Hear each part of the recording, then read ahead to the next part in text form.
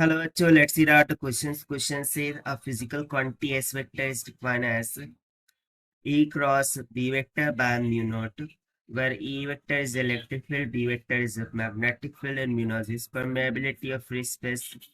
The dimension of S vector are same as the dimensions of which of the following quantity या फिर quantities.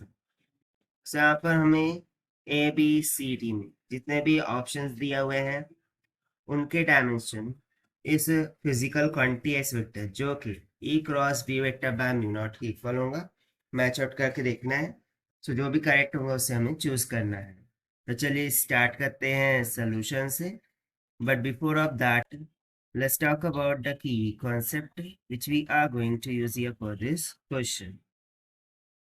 सो since यहाँ पर force का हमें यहाँ पर यूज करना होगा, so we would say the concept we are going to use will be the electric and magnetic force. So हम electric and magnetic force का concept use करेंगे. So according to the electrostatic force can be given as F is equals to Q times of E.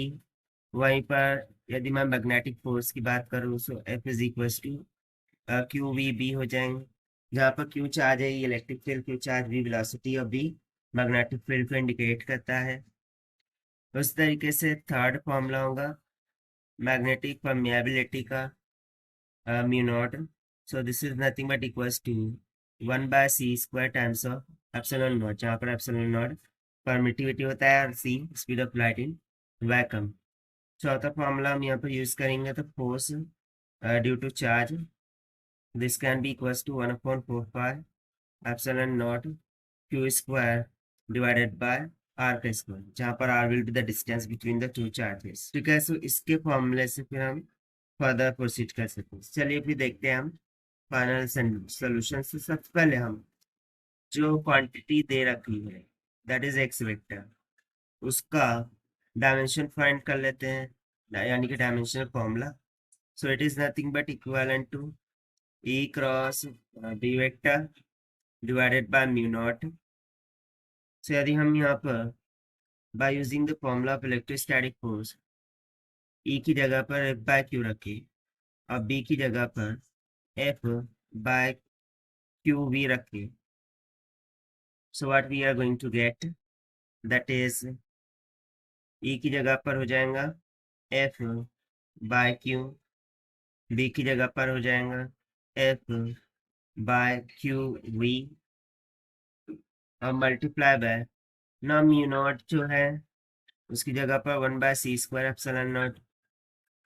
तो mu naught already denominator में से numerator में चले जाएगा c² epsilon not. Now from the formula of force between the two charges, F is equals to what? 1/4 epsilon naught q²/r² होता है।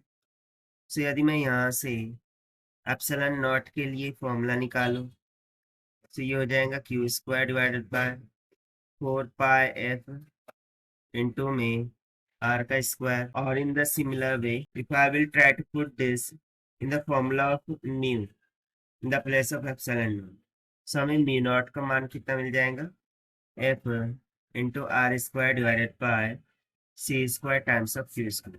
यानी कि मैं यहाँ पर ये जो म्यू नॉट था इसकी जगह पर डायरेक्टली ये वाला फॉर्मूला सब्स्टिट्यूट कर सकता हूँ। तो चलिए अब ये वाला फॉर्मूला हम सब्स्टिट्यूट कर देते हैं। तो म्यू नॉट ऑलरेडी डिनोमिनेटर में है, तो एफ आर का स्क्वायर ये डिनोमिनेटर में आएगा और बाकी c² q² न्यूमरेटर में चले जाएंगे। सो देखिए q q और q² कैंसल, यहाँ से एक f कैंसल आउट हो गया। सो जो भी रिमेनिंग टर्म्स है अब उसका डायमेंशन ले लेते हैं। So dimension of force is mlt-2, जहाँ पर m मास, l लेंथ और t टाइम को इंडिकेट करता है। उस तरीके से c is what speed of light in vacuum. So इसके लिए तो सिंपली फॉर्मूला हो जाएगा। अच्छा यहाँ पर मैं यदि देखूं v क्या है, ये भी तो वेलोसिटी है और c क्या है, ये भी वेलोसिटी है। So in terms of dimension both quantities is going to be same, so इसको भी हम डायमेंशनली कैंसिल कर देंगे। सो सिर्फ एक सी बचेगा, तो एक सी के लिए एल टी माइनस का 1 ये डायमेंशन होगा, divided by r square. R क्या होता है? डिस्टेंस। तो डिस्टेंस को हम मेजर करते हैं लेंथ में, तो ये हो गया एल का पावर 2। सो जब आप इसको सिंप्लीफाई करेंगे, so we'll get the dimensional formula for the quantity given is mt minus 3। ठीक है, क्योंकि L से L स्क्वायर कैंसल, mt का -3 ये डायमेंशन हमें निकल के आ जाएगा for the given physical quantity ना। इसके अकॉर्डिंग अब हमें गिवन ऑप्शंस को चेकआउट करना है। So according to the option A, we have been given that the energy per charge multiply by current. So यहाँ पर हम डायरेक्टली डायमेंशनल फॉर्मूला इनका यूज करते हैं। सो एनर्जी के लिए डायमेंशनल फॉर्मूला होगा m l power 2 t minus का 2 डिवाइडेड बाय चार्ज के लिए डायमेंशनल फॉर्मूला होगा ampere into time, right. So it must be t1 a1, and जो करंट है उसके लिए तो सिर्फ और सिर्फ एम्पियर आएगा, यानी कि a ऑफ 1। तो यहाँ से देखिए हमें क्या मिल जाएगा, m l2 t माइनस का 3 एंड a माइनस में 2। सो इस कंसेप्ट के according option A will become incorrect. ना ऑप्शन बी को चेकआउट करते हैं, which says that the force per length into time. So force के लिए डायमेंशन तो हमने ऊपर लिखा था M L T minus 2 divided by length को मेजर करते हैं हम एल में और टाइम को टी में।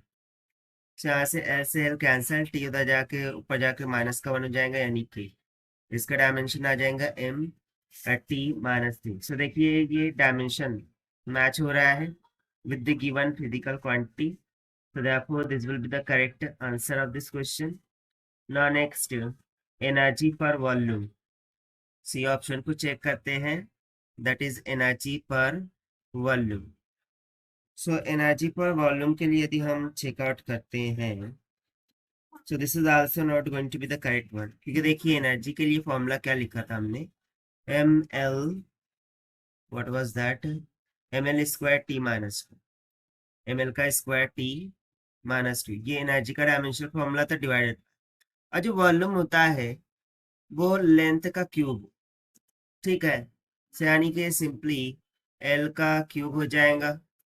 सो यहाँ से हमें डायमेंशन मिल जाएगा M L minus 1 T minus में 2। सो ऑप्शन सी भी यहाँ से इनकरेक्ट होगा। फिर ना ऑप्शन डी को चेकआउट करते हैं, दैट इज पावर पर एरिया।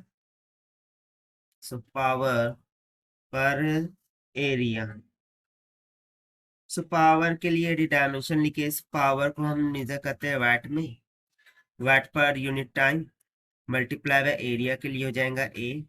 सो जो वाट है उसके लिए डायमेंशन हो जाएगा M L 2 T minus 2 divided by, ना टाइम को मेजर करते हैं टी में, और area always measured and the units of meter square. So meter square के लिए क्या हो जाएगा L2।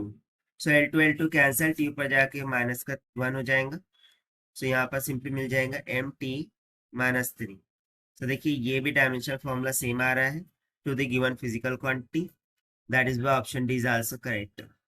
So only the quantities B and D are correct. So this is the required solution. I hope you understand it well. Best of luck. Thank you.